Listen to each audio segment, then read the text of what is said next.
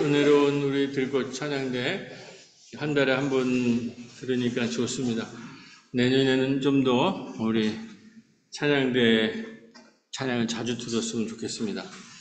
오늘 하나님께서 우리에게 주신 주제는 하나님 나라와 돌봄 마을이라는 주제고요. 여기에 있는 본문은 이제 우리는 로마서로 들어갑니다. 로마. 우리가 지금 사도 바울에 대해서 쭉 하고 있는데 이 기독교를 세우신 거는 예수님이 십자가에 못 박혀 예루살렘에서 죽으셨지만 예루살렘은 어디냐면 지금 전쟁이 한참 일어나는 그 중동에 거기서 로마와 그 사내들이라는 유대 이 종교 지도자들에 의해서 죽임을 당했는데 사흘 만에 부활하셨어요. 그런데 그 예루살렘에 모여있던 사람들이 흩어지면서 전 세계로 복음이 되는데 소아시아 지역, 중동 지역도 쭉 갔다가 바울이라는 사도가 이 유럽으로 뛰어들어요. 젊은 사람. 그래서 빌립보 여러 어르신들 지난번 공부할 때 거기 루디아 여성 기억나시죠? 한참 들으면 이제 다 외워져요. 빌립보, 데살로니카, 베레아, 아덴, 이게 유럽이에요. 이렇게 해가지고 에베소서로 갔다가 바울이 거기에 있는 이방인들이 헌금을 모아서 예루살렘으로 그 헌금을 가지러 갔다가 유대인에 의해서, 유대인이 그걸 못 받아들여요. 자기들을 위해서 가져왔는데. 그러니까 마음이 좁아가지고. 그래서 바울은 감금이 돼서 로마로 압송이 됩니다. 그래서 이제 로마에 바울이 당도하는데 바울이 그걸 알고 미리 로마인들에게 보내는 편지를 써요. 그것이 오늘 성서에 들어가 있는 거예요. 로마인들에게 보내는, 내가 거기, 지금 바울은 다, 유럽에서는 다 개척을 했는데, 로마 교회는 바울이 개척한 교회가 아니에요. 근데 이미 교인들이 예수를 믿기 시작했어요. 근데 이제 사도 중에 이제 이 유럽 땅에서 제일 큰 사도가 바울이 내가 거기 여러 번 가려고 했는데 여러 가지 일이 많잖아요. 사정으로 못 간 거예요. 그러면서 이제 가기 전에 이제 오늘 이제 편지 보내는데 요걸 가지고 한번 3번 정도 할 겁니다.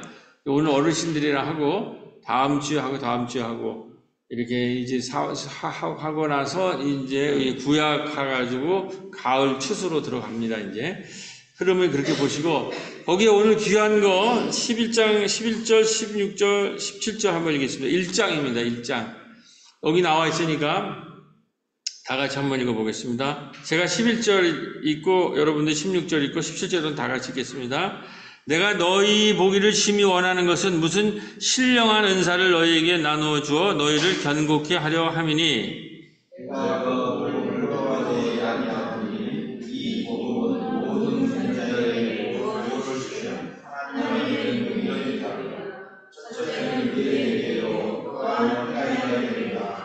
다 같이 복음에는 하나님의 의가 나타나서 믿음으로 믿음에 이르게 하나니 기록된 바 오직 의인은 믿음으로 말미암아 살리라 함과 같으니라. 아멘. 자, 이게 1절에 하는데 이 로마서 전체의 복음의 내용은 우리가 이 신앙을 이해하는데 굉장히 큰 오해가 있는데 바울 로마서나 서신을 통해서 얘기한 것은 우리 개인들만을 구원해 주겠다는 게 아니에요.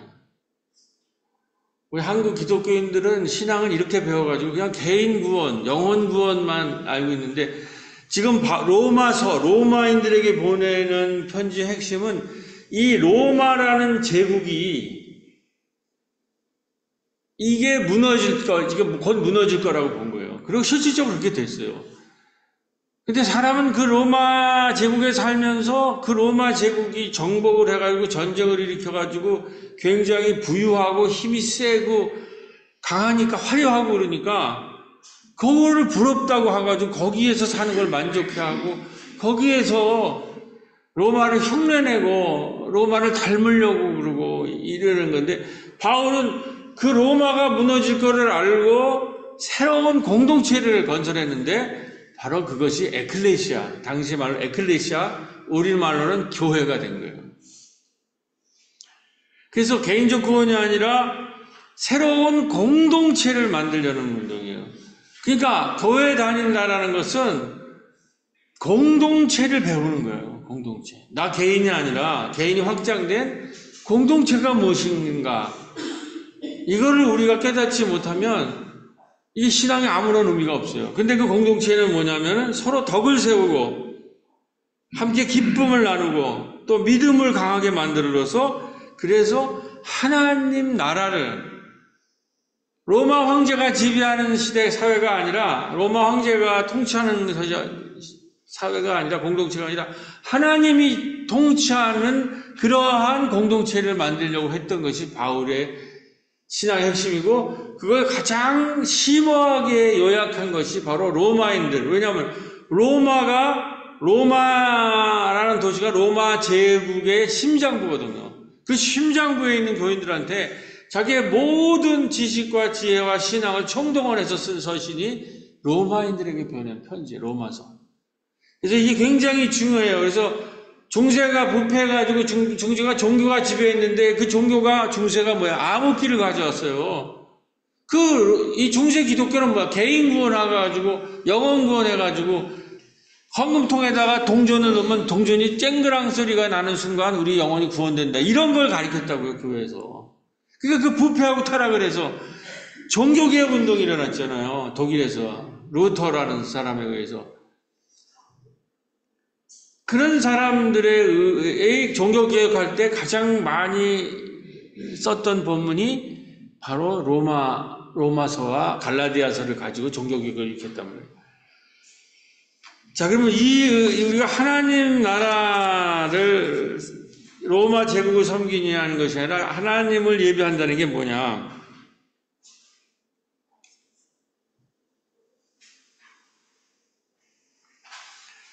여기 보면은 16절에 뭐라고 되어 있어요? 내가 복음을 부끄러워하지 아니하노니 이 복음은 모든 믿는 자에게 구원을 주시는 하나님의 능력이 됨이라, 이렇게 얘기죠. 바울이 로마인들에게 보내는 편지 1장 16절에서 내가 복음을 부끄러워하지 아니하노니라고 왜 이런 얘기를 했을까요? 지금 로마 교회에는 예수를 믿고 하나님을 믿는다고 하지만은 거기에 모여있는 신도들 중에서는 자기가 믿는 하나님이 부끄럽다고 생각하는 사람이 많았다는 거예요. 그걸 알고 그 소식을 들은 거예요. 교회 신앙생활을 하지만은 지금은 전 세계의 일을 움직이는 교회가 됐지만 바울이 교회 개척했을 당시에는 30-40명 모였던 것이 사이즈예요. 거기에 보낸 편지가 지금 온 전 세계에서 그 편지를 보고 있는 거란 말이에요. 그러니까 거기 30-40명 모이는 교인들이 처음 예수를 믿을 땐 좋았는데 이거 맨날 시간이 지나가다 보니까 곧 이제 예수님이 재림할 줄 알았는데 재림도 안 하고 이 교회는 초라하고 보니까 로마는 화려하고 너무 귀족들이 살고 너무 화려하고 웅장하고 힘도 세고 그게 거기 있는 사람이 예수를 믿지 않고 예수를 부끄러워하고 그리고 로마를 닮기를 원하는 로마를 흉내내고 그런 소식이 서신에 그런 게 말이에요. 데살로니가 교회에서도 부활을 안 믿는다. 나는 부활을 못 믿겠다. 이제 그런 소문을 들으면서 이제 거기에서 부활이라는 게 뭔가 한번 그렇게 쓴 거고 오늘 또 그 소식을 들은 거예요. 이 예수 그리스도를 믿는 거를 자랑스럽게 생각해야 되는데 이 그림이 그거예요. 이 십자가에 몰린 이렇게 해서 죽었다가 부활한 사람을 우리가 믿는 종교거든요. 이게 부끄럽다라는 거예요. 창피하다. 여기서 무슨 힘이 있느냐, 이 연약한 몸에. 그러고 그냥 교회를 탈퇴하고 오히려 로마의 축제에 가서 제사 지내고 거기 잔치를 흉내내가지고 교회에 와서 그 부자들은 로마의 그 힘센 걸 흉내내고 싶으니까 가난한 자들을 무시하고 자기들끼리 먼저 밥 먹고 술 취해가지고 있을 때 노동한 가난한 자가 나중에 나타나는 그런 얘기를 들으면서 바울이 너무 화가 나가지고 너희들은 그건 마귀의 잔치를 하는 거다. 이 교회라는 거는 가난한 사람들, 어려운 사람을 도와야 되는데 그런데 열중이 있는 게 아니라 로마 흉내를 내리는 거예요. 로마 흉내.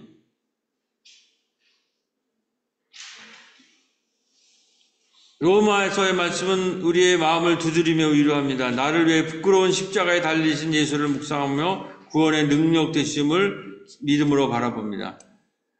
이제 우리가 믿음을 생활 오래 하면 이 십자가에 못 박혔지만 부활한 이 예수가 우리를 구원할 능력이 있다는 거예요. 로마의 황제처럼 칼을 가지고 말을 타고 전 세계를 호령하면서 정복하는 그 사람이 세상을 구원할 게 아니라 이 십자가에 묶였지만 사흘 만에 부활한 그 예수가 우리를 구하고 전 인류를 구한다는 거예요. 그 복음이 지금 전 세계에 퍼져나가는 거예요. 근데 이거는 이렇게 고난을 당할 때 예수가 필요해요. 어려움을 당하고 특히 가난하고 힘들고 어려운 사람들이 제일 먼저 받아들여요. 조금 부유해지고 힘이 있으면 저 예수가 초라해 보이고 힘이 없어 보이고 나는 이런 공동체에서 신앙생활하고 싶다. 부끄럽다고 이렇게 할 때 예수는 나는 복음이 부끄럽지 않고 오히려 자랑스럽다고 이야기하면서 지금 너희들이 부러워하는 저 로마의 크고 화려한 문화는 지금 하나님의 심판대 앞에 서 있고 곧 무너질 거라고 얘기해요.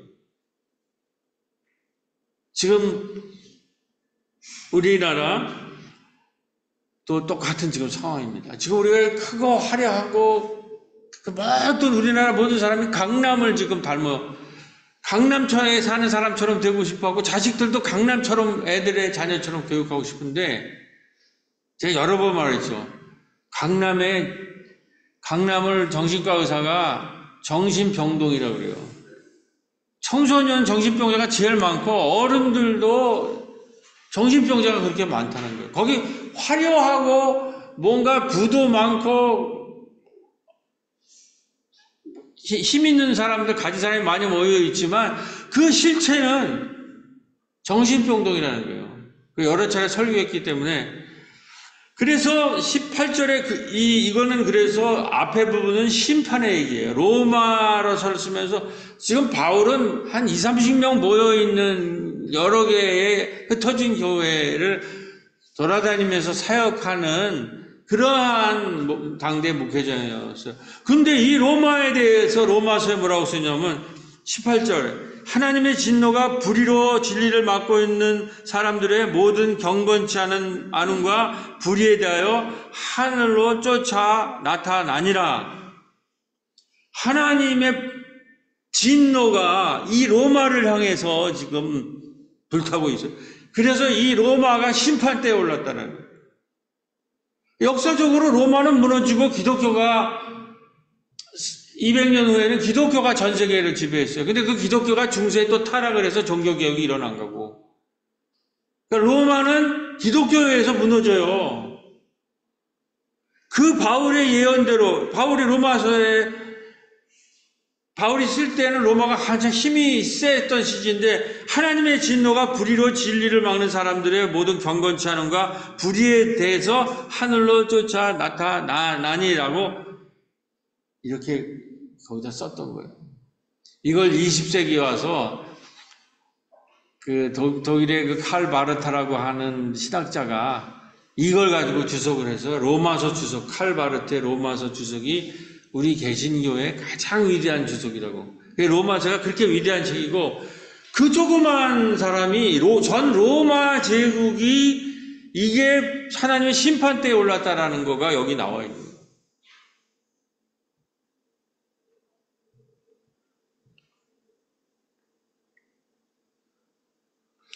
그런데 로마가 왜 이게 심판대에 오는가? 지난번에 공부한 거 어렸을 때 못 들었을 수도 있으니까 좀 하고 로마에는 안전한 공간이 없는 거예요. 오직 귀족들만 안전하고 여성들은 남성들의 놀이개가 됐고 다른 사람들은 검투사들이 있죠. 여기 검투사들의 일생이라는 책이 나왔더라고요. 이런 거를 보면은 원형경주장에 노예들은 비참하게 살고 원형경주단의 맹수의 밥이 되는 거예요. 그 글래디에이터라고 있죠. 그 검투사들은. 그렇게 해서 검투사 싸움을 해가지고 살해당하는 장면들, 크리스찬들은 특히 사자밥이 되는 거. 그게 로마의 그 원형 경기장이에요. 그거를 로마에 있는 귀족이 기뻐하고 그거를 즐기고 잔치하는 이게 로마 문화의 핵심이라는 말이에요. 그러니까 바울이 보기에 이 문명은 이거는 아무리 정복전쟁을 해서 많은 노예를 가지고 어마어마한 부를 하고 목욕탕이 곳곳에 있고 그렇게 향락을 즐기고 원형 경기장에서 그런 잔치를 벌이고 검투사의 그거를 즐겨도 이 문명은 무너질 것이고 하나님이 새로운 공동체를 세울 것이다. 이 이후에 그래서 교회를 세우게 된 거예요. 에클레시아라고 하는. 근데 그 교회에서도 고린도 교회 같이 북부에 있는 교회들은 괜찮았는데 남부에 오면서 거기는 이 로마 문명에 의해서 오염이 돼가지고 이 교회가 안전한 동반이 되고 가난하고 어려운 사람들, 노예들 이런 사람들을 보호하는 것을 하지 않고 교회 안에서 분판을 만들어가지고 싸움질을 하고 있더라고요. 그게 그 로마 문명에 물든 그 부자들이 그 행패를 한 거예요. 그러니까 사도 바울이 거기에 대해서 쓴 편지가 고린도서고 그 공부 우리가 잘했죠 이번에. 은사장, 사랑장, 부활장으로 핵심적인 예수가 누군가, 우리 공동체 생활은 어떻게 해야 될 건가. 그래서 뭐라고 해요? 사랑장에는 더욱 큰 은사를 사모하라. 내가 가장 좋은 길을 보여주리라. 믿음과 소망과 사랑이 최고인데, 우리가 공동체 생활을 하려면 그 중에 제일이 사랑이라는 거예요. 서로 사랑이라는 거예요. 그렇게 서로 사랑할 때에 예수 공동체가 생기고, 그 공동체가 로마 문명 이후에 새로운 공동체를 세워나갈 것이다. 오늘날에 정의하면은 이 소비주의를 우리가 넘어서서 그 로마 제국 같은 삶의 탐욕과 탐욕스러운 욕망으로 가득 차 있잖아요. 우리도 로마 제국과 똑같아요. 현대 문명도. 그래가지고 너무 많이 생산하고 너무 많이 소비하고 너무 많이 쓰레기를 만들어가지고 그게 산업 물질 문명이에요. 지구가 지금 멸망하게 됐잖아요. 오늘 어르신들 오면서 그냥 전부 땀을 흘리면서 내일은 35도라고 지금. 그러한 거를 우리 믿는 자라면 줄여야 되고 하나님 나라를 실천해야 되는데, 교회는 지역사회와 이웃을 돌보고 지역사회와 이웃을 돌보는 것이 하나님 나라를 실천하는 거예요. 그리고 공동체의 중요성을 알아야 돼요. 지금 사람들이 공동체를 세우지를 못해요. 공동체가 있어도 공동체에서 나오지도 않고 공동체에서 힘을 같이 모으지도 않고 공동체를 무시해요. 전부 개인주의가, 각자 개인주의가 되었어요. 공동체의 그 은사론에 뭐라고 그랬어? 함께 모여서 함께 공동체를 만들고 공동체를 세우는 거, 이게 신앙이에요. 이런 거 없이 하나님 나라가 이루어지지 않는다는 거예요. 그 원형경기장에서 지금 사자비 밥이 되는 사람만 구경하고 거기서 박수치고 있었다는 거예요. 그들이 아무리 부자라도.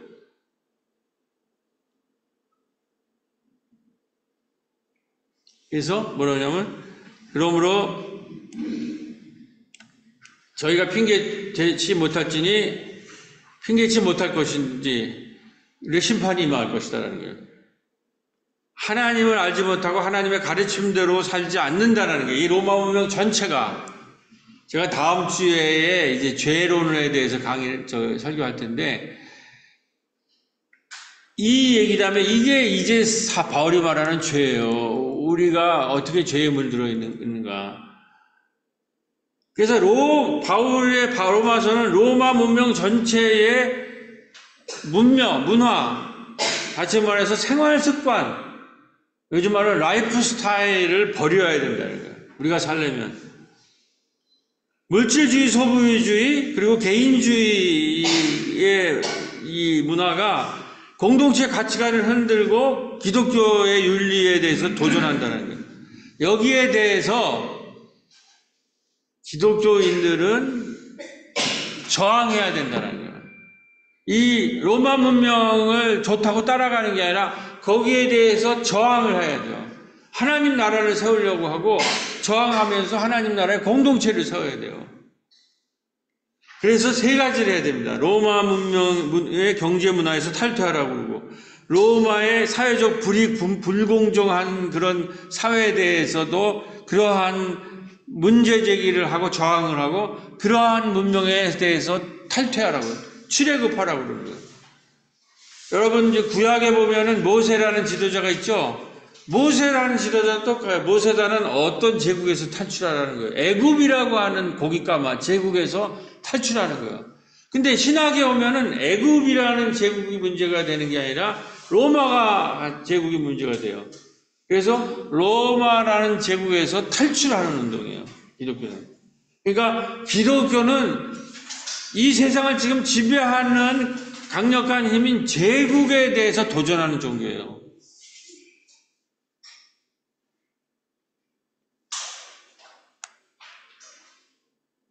지금 이 제국에서 그러면 청년이 어떻게 되고 있나? 청년들이 오늘날 우리 얘기를 조금만 하고 있습니다. 청년들은 계속 나오는 것은 불안한 세대라고 새로운 또 책이 나왔더라고요. 제가 이건 이번 주에 신문 기사예요. 불안한 세대라는 책이 나왔다는 게. 이게 왜 이렇게 됐느냐? 청년들이 자꾸 고립화되고 어르신들만 고립화되고 고독을 느끼고 자살하는 게 아니라 청년들도 지금 불안해지고 있다는 거예요. 핵심은 도파민 중독이라는 거예요. 이 스마트폰이나 디지털 문명 때문에 전부 앉아서 여기에 중독되어 있는 0.1분 이상을 애들이 집중을 못해요. 그래서 도파민 중독이 됐고, 이런 친구들은 사회적 관계를 맺지를 못해요. 공동체를 회피해요. 가족에 대해서도 필요증을 느끼고 공동체에 대해서도 필요증을 느껴요. 그리고 전부 스마트폰 보고 중독 걸려가지고 예배 드리면은 대학교 가서 제가 설교를 하는데 애들이 스마트 보고 내 말은 아무 관심 없어. 그러니 이걸 어떻게 하겠다는 거예요. 이게 진짜 중독이라는. 이렇게 된 걸, 그래서 이걸 스마트를 못하게 해야 된다는 게 일부 학자들의 얘기예요. 애들이 뇌가 거의 지금 망가지고 있다는 거예요. 가장 문제는 이 아이들이 사회적 관계를 하지를 못해요. 사회생활을 못해요. 뇌가 파괴돼가지고. 공동체 생활을 못하죠.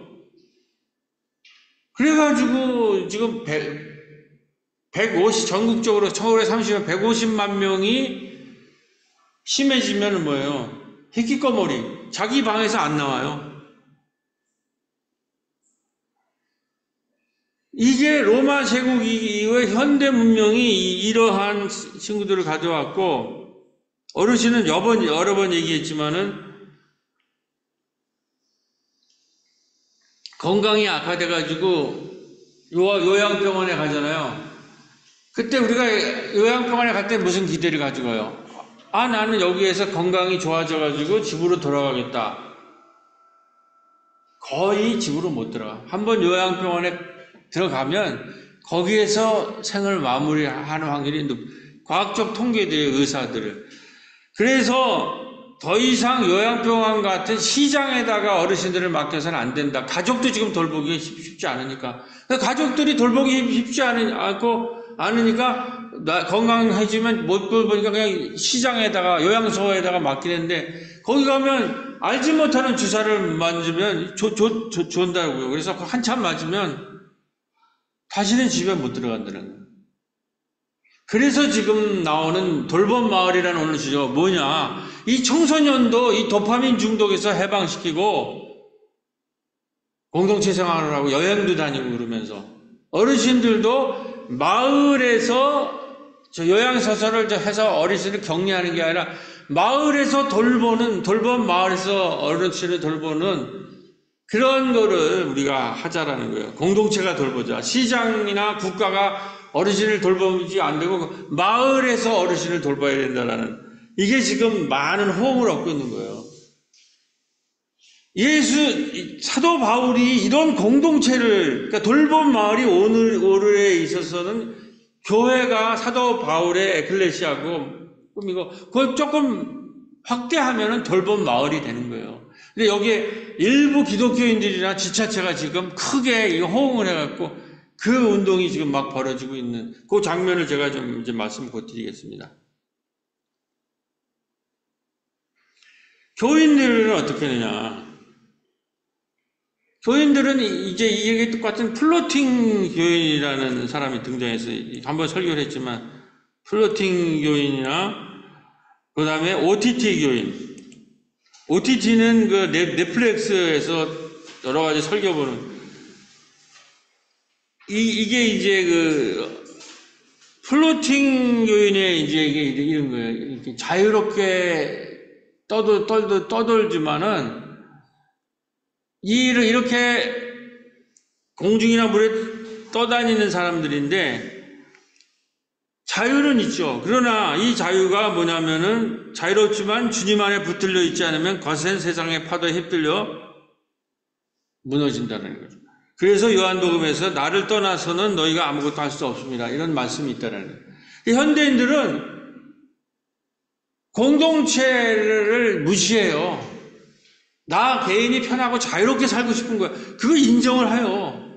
그러나 그 나라는 것의 자유가 제대로 된 자유려면 공동체와 연결이 돼야 되는데, 코로나 이후에 이 교회 저 교회 또 돌아다니는 그러니까 쇼핑객들이 된 거죠, 교인들이.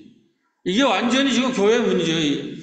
이 교회 저 교회 떨어다니면서 쇼핑하듯이 교회를 다니고, 대면 예배는 안 나가고 비대면으로 예배 드리고, 난 자유롭게 하고 싶다.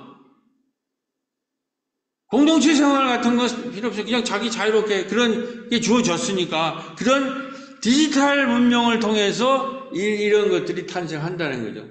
우리가 받아들일 건 받아들여야 되지만은, 이 성경 말씀에서 가리키는 이게 고독과 고립을 부추겨서 결국은 스스로를 멸망케 하는 거예요. 특히 청년들한테는 이 플로팅 OTT 교인들이랑 청년들의 지금 도파민 중독이라는 게 똑같은 얘기들이에요, 이게 다. 그랬을 때 바울은 공동체적으로 모여야 되고, 공동체에 모여, 은사로 지체가 돼야 되고, 거기서 그 좋은 은사를 가지고 사랑을 해야 되고, 그런 걸 가지고 이웃을 섬기고, 그거 하지 않으면 그거는 교회가 아니다라는 거예요.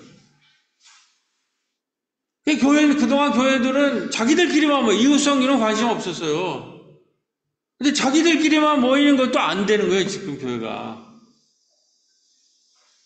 이런 플로팅이 이게 한두 가지 완전히 교회에 지금 문제가 되고 있는 거예요. 자, 이제 여기부터 제가 어떻게 소문을 들었는지 모르지만 CTS에서 가족에 대해서 좀 써달라고 제가 여러 번 CTS에서 돌봄마을 그런 기고를 했는데 갑자기 청탁이 왔더라고요. 가족에 대해서 한번 쓰는, 목사들이 가족에게 쓰는 편지식으로 한번 해달라고 그래서 제가 이제 탈거해서 해서 다음 달에 나오는데, 나오면 여러분들한테 또 보내드릴게요. 근데 가족 얘기를 하면서 이제 오상 선생이가 써야 될 거 아니에요, 우리 딸들. 그래서 그 쓴 것이 있어갖고, 이거 어르신들이 왔을 때, 어르신들이랑 오상 선생이 이제 제일 먼저, 오상 선생 사역이 이제 연결됐기 때문에, 오상 선생님 얘기가 약대동의 어르신들의 성장 과정 이야기라서, 거기에 지금 제가 하는 거의 일부입니다. 오상 선생님 부탁을 했어요. 오늘 어르신들 오니까 처음에 어르신들을 이렇게, 그때는 뭐였죠? 이름이? 이름이? 어르신들 만났을 때 이름이? 은빛날개 시절 얘기를 한번 하면서, 이게 바로 바울이 얘기하는 공동체라는 거예요. 마을에서 돌봄 마을이 뭐냐? 돌봄 공동체를 왜 만들어야 되느냐? 첫 시작이, 근데 어르신들이 어느덧 교회에서 같이 지금 한 달에 한 번씩 예배를 하게끔 됐거든요. 그 출발이 어떻게 됐느냐? 공동체가 뭐냐? 부탁을 드렸더니, 하겠다고, 내가 부탁하면 잘 안 들어주는데, 의리가 있어서 그런지 어르신들. 그래서 잠깐, 한 5분 정도 얘기해보라고 그랬으니까, 나오셔서 은혜의 말씀을 부탁을 드립니다.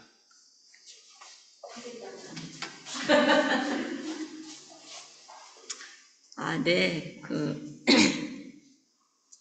제가 이거 이제 책에 쓴 건데, 지금, 우리 교인들은, 여기 계신 분들은 아닌데, 저희 처음에는, 우리 어르신들도 여기 계시는 분은 아닌데, 2003년, 지금으로부터 10년 전에, 아니다, 20년 전에, 하도 오래돼갖고 저도 헷갈려요. 예. 약대 주민센터에서 우리 이제 교인들하고 같이 이제 도시락을 배달을 했는데요.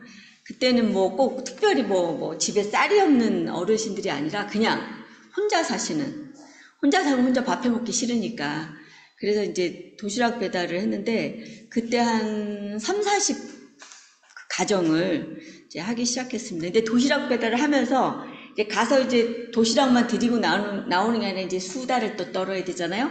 그런데 이제 젊은 시절에, 어르신들이 젊은 시절에, 우리 어르신들은 다 여성이라서 그런지, 여성들은 이제 태어나가지고 전부 아들 먼저 학교 보내고, 자기는 맨 꼴찌. 그리고 그러다가 이제 결혼하고 또 남편하고 아들 위해 살다가 마지막에 보니까 이제 그 너무 옛날에 우리나라 가난한 시절에 태어나가지고 한글을 제대로 이제 못 배우신 거예요. 그래서 이제 한글을 못 배우고 공장에 들어가니까 이제 승진이 안 돼. 글을 모르니까. 그런 얘기를 듣고, 그다음 두 번째는 이제 글을 잘 모르고 이제 뭐 이렇게 행정 서류 같은 걸 모르니까 이제 전세 사기 당한 거 이런 걸 듣고 나서 이제 그 한글 교실을 열었어요. 그런데 한글 교실을 열었는데 그걸 누구한테 얘기를 하냐. 이게 플랜카드를 걸어도 까만 것은 글씨요, 하얀 건 천이라. 그래가지고 제 첫 고객이 여호와의 증인, 여호와의 증인 성도들이었어요. 우리 도서관에 와가지고 그 교리 공부해야 되니까 두 번째 고객은 교도소 이제 출신 여기 그 뒤에 그렇다가 이제 며느리가 모셔오시고 아들이 모셔오고 뭐 교회 목사님이 이제 이렇게 그렇게 해서 이제 어르신들하고 만남이 시작됐는데 그러고 나서 이제 여기 우리 여기 새로운 가정지원센터 공간에 꿈터에 이제 어르신들하고 밥 먹는 모임을 이제 시작했는데 그 밥 먹는 모임을 시작하고 한 3년 있다가 요 두 분이 오셨고 그 다음에 이제 몇 년 있다가 또 이렇게 삼정동까지 그렇게 됐습니다. 네, 거기까지 됐고 그 다음에는 이제 그 어르신들하고 뭘 했냐면 다 혼자 사시니까 이제 주택 같은 걸 같이 자기 전세 다 내놓고 주택 같은 걸 같이 해갖고 청년들하고 같이 하면은 좀 재밌고 위험할 때 도움이 되지 않겠느냐라고 했는데 이게 전세가 어르신들 돈이어도 자식들이 다 반대를 해요. 안 된다. 그래가지고 이제 그 꿈도 없어졌고 뭐 어쨌든 이건 뭐냐면은 이제 그 어르신들이 옛날엔 다 집에서 돌아가셨잖아요. 그래서 같이 장례를 해주고 그래서 요즘 다 병원으로 가니까 동네에서 서로 아는 사람들끼리 서로 이렇게 봐주고 또 아프면 돌봐주고 돌아가셔도 이렇게 이 집에서 돌아가시게 그런 이제 이야기들을 많이 나눴는데 어쨌든 그런 이야기들을 나누면서 중간에 우리가 또 영화도 찍고 그 영화 찍었는데 우리 대범 어머니가 또 주인공이었어요. 못된 시어머니. 그래가지고 우리가 또 상을 타가지고 300만 원 타가지고 저 서울에 가서 했고 두 번째는 여기 안 계시네. 삼정동에서 찍었는데 대상을 받았어요. 다 이제 본인들의 이야기를 그렇게 했고 그거를 바탕으로 해서 이제 연극도 하고 여러 가지 인형극도 하고 또 라디오 극장도 하고 되게 여러 가지 활동을 했고 지금은 이제 다들 이제 나이가 드셔갖고 이제 힘드신데 그래도 이제 앞으로도 이렇게 같이 여러 가지 프로그램을 하면서 지금 이제 그 아까 목사님 돌봄 얘기하셨는데 이제 한국이 애는 없어지고 애는 안 낳고 어르신들은 우리는 저도 이제 60대예요. 안 죽잖아요. 그렇다고 우리가 일부러 죽을 순 없잖아요. 그래서 동네에서 이렇게 서로 이제 우리 젊은 사람들도 동네 연고가 없어요. 그래서 동네에서 어떻게 하면은 서로 이제 꼭 어르신들만 돌보는 게 아니라 그 우리 동네에 온 외국에서 온 그런 여성들도 있고 그래서 서로 외로운 사람끼리 꼭 무슨 아들이 돕고 딸이 돕고 그게 아니라 동네에 사는 사람들끼리 서로 잘 돌보고 그래서 마지막까지 이제 그런 동네로 만들었으면 좋겠다 이런 생각까지 나오게 된 게 우리 새롬교회 어르신들과 함께한 그런 역사입니다. 여기까지 하겠습니다. 네. 오랜만에 오상 선생님 얘기 들으시죠? 네, 옛날에 늘 뭐 같이 여행 다니고 그러셨는데 오랜만에 이제 그 다음에 이제 우리 청년부인데 그 고은이가 딸이 이제 청년기에 지금은 서울에서 이제 다니는데 그때 쓴 글이 있어요. 약대동의 미래라고 그래서 제가 한번 잠깐 읽겠습니다. 저는 어린 시절 작고 가난한 마을인 약대동에서 보냈습니다. 약대동에는 가정 형편이 어려운 친구, 장애를 가진 친구, 다문화 가정에서 태어난 친구들이 많았습니다. 그 친구들과 함께하며 서로 다름을 존중하는 법을 배웠습니다. 특히 노인복지 은빛 날개에서 재능 기부를 한 것은 무엇보다 값진 경험입니다. 노인분들과 벽화 제작 같은 활동을 함께하며 그분들의 시선으로 세상을 보게 되었고, 그러면서 노인분들이 좋아하실 포토북이나 영화 제작 같은 새로운 재능 기부를 생각하게 되었습니다. 향후 진로 또한 지역에 초점을 두고 있습니다. 이러한 마을의 무대는 새로운 소통 방법이라고 생각합니다. 저는 이런 소통 무대를 직접 만들고 싶습니다. 지금 오세환 선생님 하는 활동이나 이 고은이가 했던 활동을 보면 지금은 이제 없죠. 이 친구도 우리 마을에 있지 않고 이제 커가지고 대학을 졸업하고는 서울에서 이제 활동을 하는데, 적어도 이런 공동체를 지금 고은이가 여기 뒤에는 멋지게 끝냈는데 이런 가치관을 갖고 있는지는 저도 지금 확신할 수 없어요. 그동안 많은 세상에 이제 풍파를 하고 이제 자기 나름대로의 뭔가 꿈을 이제 여행 작가를 해보고 싶다 이제 그런 걸 우리는 듣고 있는데, 하여튼 그러나 약대동에 있을 때는 적어도 이런 꿈을 꿨다는 거예요.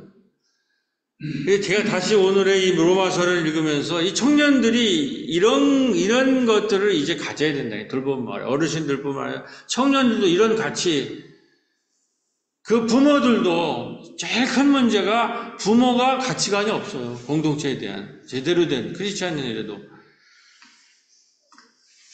그런데 이제 우리는 마침 지금 엄미성 교육자님, 엄전도사님, 또 우리 안수 집사님이 해서 청년부들을 모아서 이 없는 청년들이 다 떠났잖아요. 모아가지고 젊었을 때부터 지역아동센터부터 지금까지 엄미선 집사님이 되셨거든요. 그리고 이번에 부장 집사님 예비 후보예요.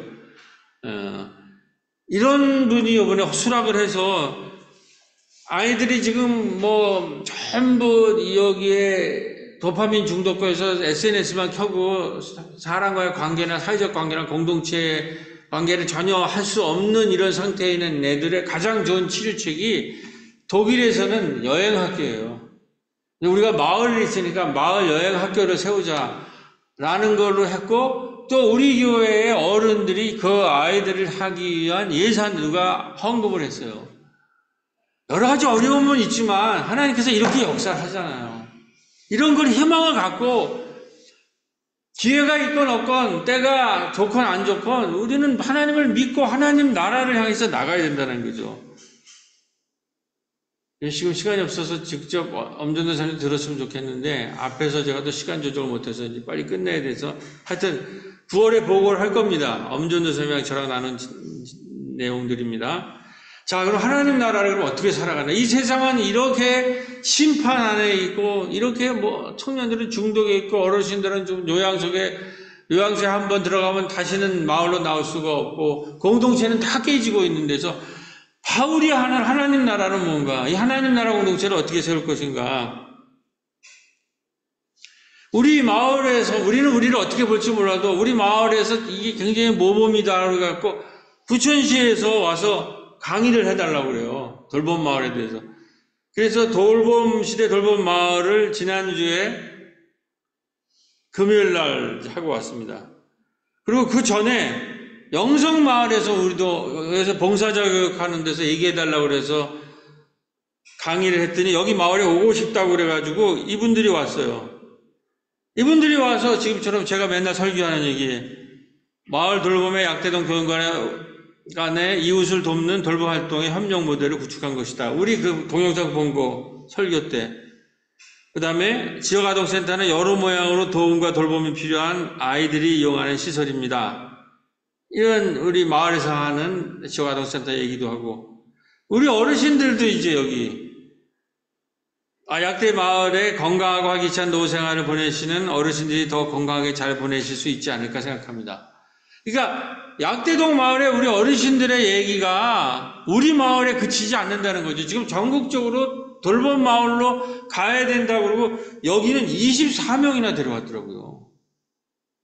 지금 인천에서 제일 돌봄을 잘하는 분들이라고 그래갖고, 근데 또 그분들이 또 저보러 가서 강의를 해달라고 그래서 했더니 이 여름 더위에 24명이 여기 삼산동이에요. 부평이라고 그러지만.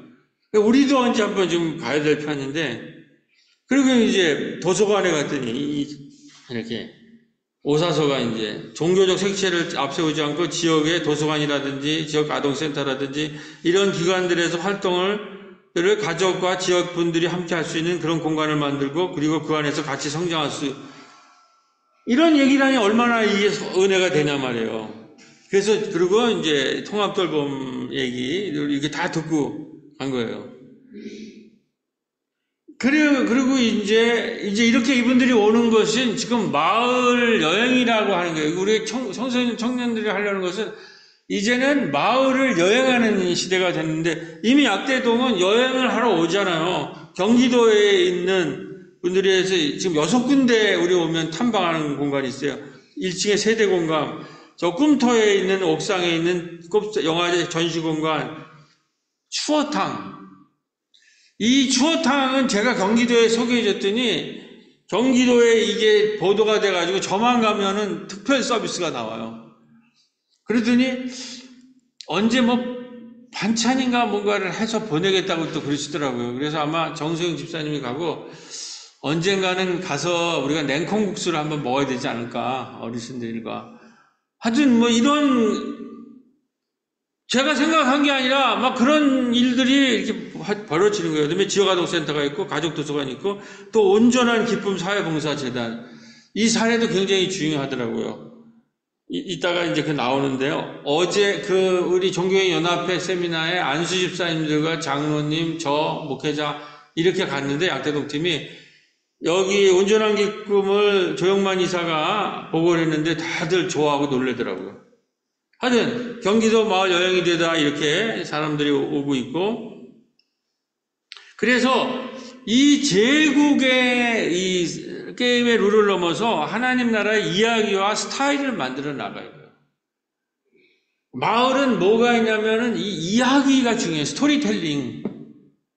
이 이야기를 서사로 우리 교회는 거의 이제 서사화되고 있어요.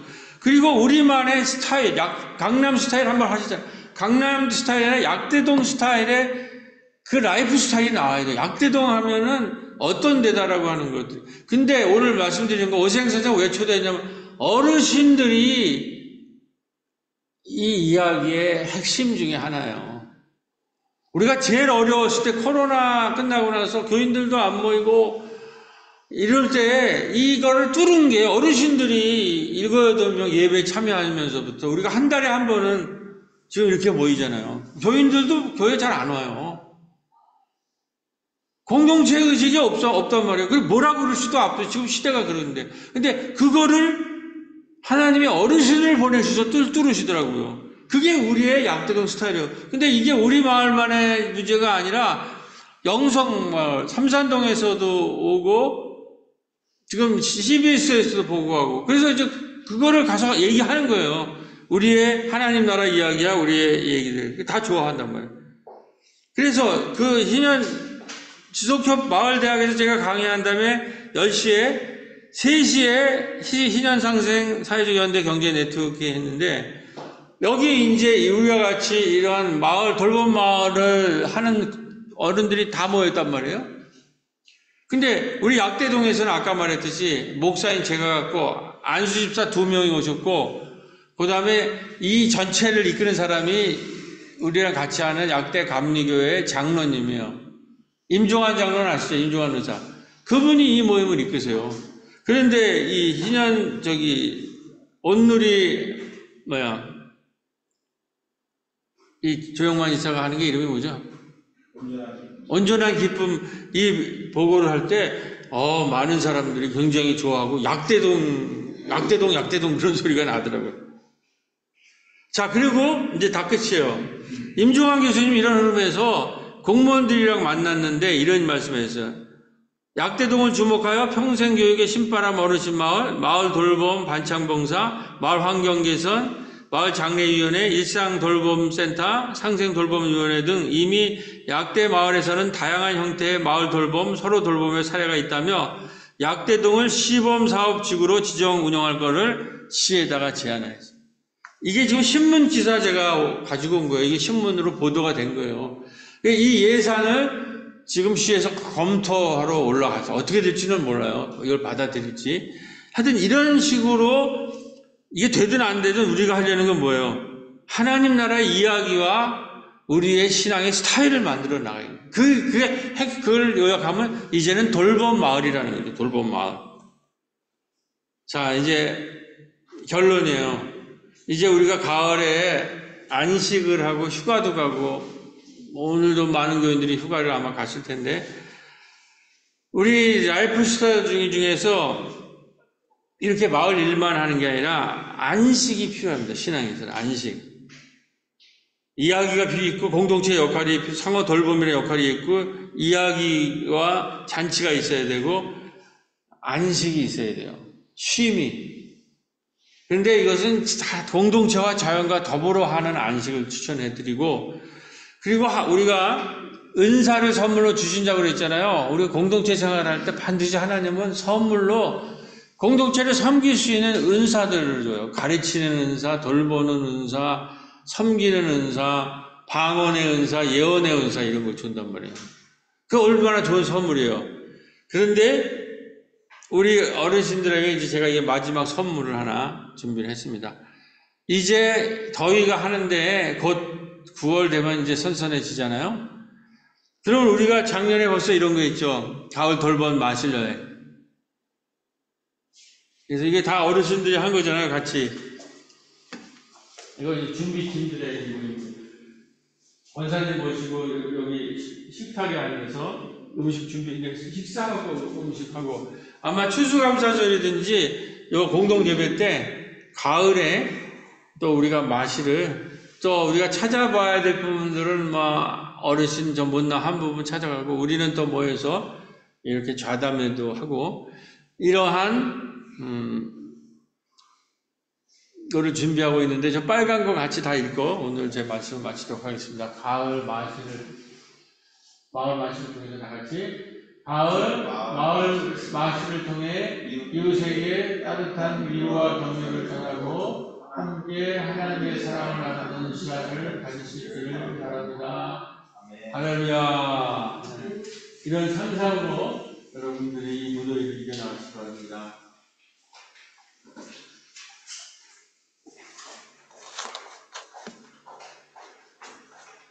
예, 인터넷